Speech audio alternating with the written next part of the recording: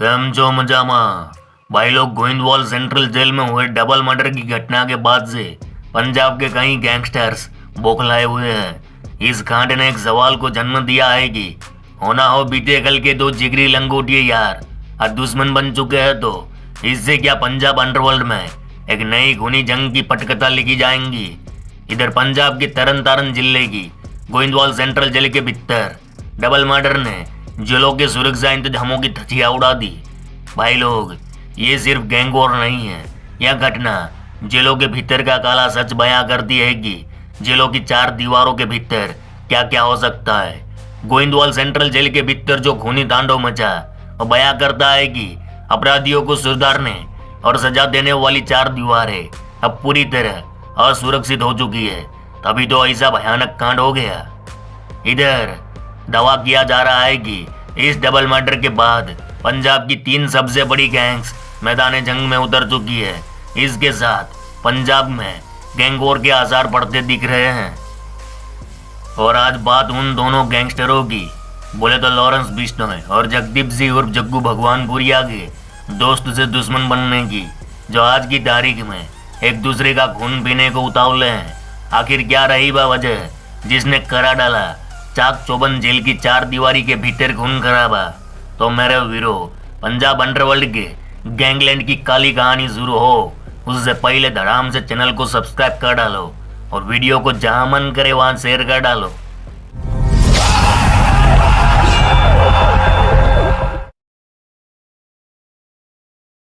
रे मामा, गोइंदवाल जेल में खून की जो होली खेली गई उसमें दो बदमाश ढेर हो गए, जबकि तीसरे की हालत अब भी गंभीर बताई जा रही है।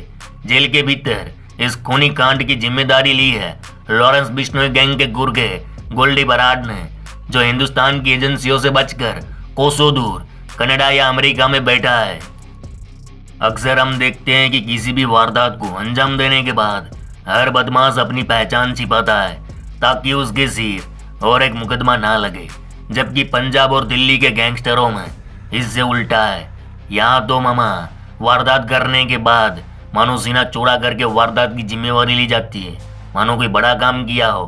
खैर, पंजाब पुलिस की माने तो जेल में घटे इस डबल मर्डर के बाद से मचे कोहराम के बीच निकल कर आ रहा है कि जेल में जो गैंगस्टर मारे गए वह जग्गू भगवानपुरिया के साथ शूटर ही थे। ये दोनों बदमाश 29 मई 2022 को हुए हत्याकांड में मारे गए सिंगर सिद्धू मूसेवाला की हत्या की साजिश में शामिल थे और इसी केस में गोइंदवाल जेल में बंद थे, जहां मूसेवाला केस से जुड़े और भी बदमाश बंद थे और इन्हीं लोगों ने इन दोनों को मौत के घाट उतार दिया। इधर इस दोहरे हत्याकांड के बाद फेसबुक पर गोल्डी बराड नाम की एक पोस्ट पर इस हत्याकांड की जिम्मेवारी ली गई। साथ साथ जग्गू भगवानपुरिया को दोगला इंसान बताया गया। इन सारी बातों का कल के वीडियो में हमने जिक्र किया है। इधर गोल्डी बराड की पोस्ट के बाद दविंदर बम्बिया गैंग द्वारा भी एक पोस्ट डाली गई थी जिसमें गोल्डी बराड को दोगला इंसान बताया गया। इसके बाद जग्गू भगवानपुरिया नाम की एक फेसबुक आईडी पर भी पोस्ट डाली गई जिसमें लिखा गया कि सभी जानते हैं कि मुखबिर कौन है। तुम सुबह वारदात करते हो, शाम को तुम्हारे बंदे पकड़े जाते हैं। दिल्ली पुलिस को 100 बंदे अपने पकड़वा दिए, हमारे 4-4 साल फरारी काट कर पकड़े जाते हैं। आगे लिखा है तूफान भी हमारा भाई था, यह नहीं कि सुबह वारदात की और शाम को पकड़ा गया। हर एक व्यक्ति, पुलिस और बदमाश को पता है कि मुखबिर कौन है। मुखबिर तुम है और तुम ही रहोगे। बात रही मनु और रूपा की, वे भी हमारे भाई थे और रहेंगे, वे किसी और के नहीं बन सकते। मनु 8 साल जेल काट के गया, वह इतना बच्चा नहीं था कि मैं बुलाता और आ जाता। अगर मैं जेल में होता तब रूपा का नुकसान होता तो तुम बात करता, अच्छा भी लगता। अमेरिका कनाडा में बैठकर तू सियासी खेल खेल रहा है, तुम्हारे बस में कुछ नहीं है। 2014-15 में पम्मा ग्रुप ने लॉरेंस का भाई मारा था, तब तू वीजा लेकर कनाडा भाग गया था। मर्द था तो लड़ता। अगर हम मुखबिर होते तो 2016 में दविंदर ने अक्कुल को उठाया था, हम आप मुकाबला करके अपना बंदा छुड़ा कर लाए थे। हमें 2 दिन पहले का पता था, अगर मुखबिर होते तो दविंदर को पुलिस को पकड़ा देते। हमने मुखबिरी नहीं की किसी की भी। 2020 में तेरा भाई मरा, तुमने अभी तक एक भी बदला नहीं लिया। नाजायज गिनती वाले मर्डर करके तू बदमाश बना है।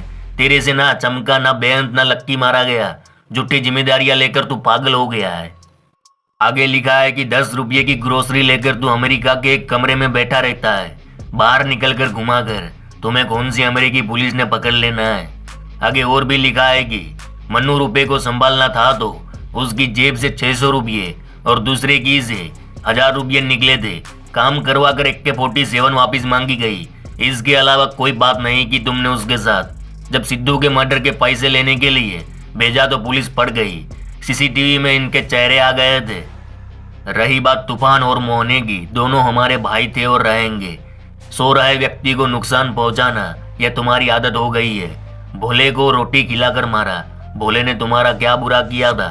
आगे लिखा कि एक बात सुन, तुम्हें बदमाश हमने बनाया है और तुम हमारे ही एंटी रिंदा और लंडा के आगे झुक गए। तुमने हमारे सिर पर बदमाश बनकर हमारे ही सिर पर राख डाली। तो भाई लोग, अब सोशल मीडिया पर इन गैंगस्टरों द्वारा आरोप प्रत्यारोप लगाने का सिलसिला शुरू हो चुका है। यह बता दो कि ऐसी किसी भी पोस्ट का गुज्जू हिस्टोरिकल मैन चैनल पुष्टि नहीं करता। ये पुलिस जांच का विषय है। अब मेन मुद्दे पर आते हैं। बोले तो दुश्मनी कहाँ से शुरू हुई, तो सुनो मामा। जगदीप सिंह जग्गू भगवानपुरिया गैंग पंजाब में जाना पहचाना नाम है। वह कई खिलाड़ी और कबड्डी लवर्स के लिए यूथ आइकन है, तो वहीं कबड्डी खिलाड़ियों के लिए खतरा भी।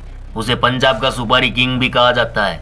जग्गू गैंग पंजाब के माझा इलाके में सबसे ज्यादा एक्टिव है। वहीं पूरे पंजाब में जग्गू भगवानपुरिया का सबसे बड़ा ड्रग का कारोबार चलता है।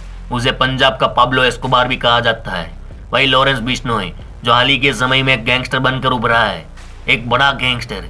एक समय था जब सुक्का कालो, जग्गू भगवानपुरिया और लॉरेंस बिश्नोई और बहुत सारे पंजाब के गैंगस्टर एक ही संगठन का हिस्सा हुआ करते थे।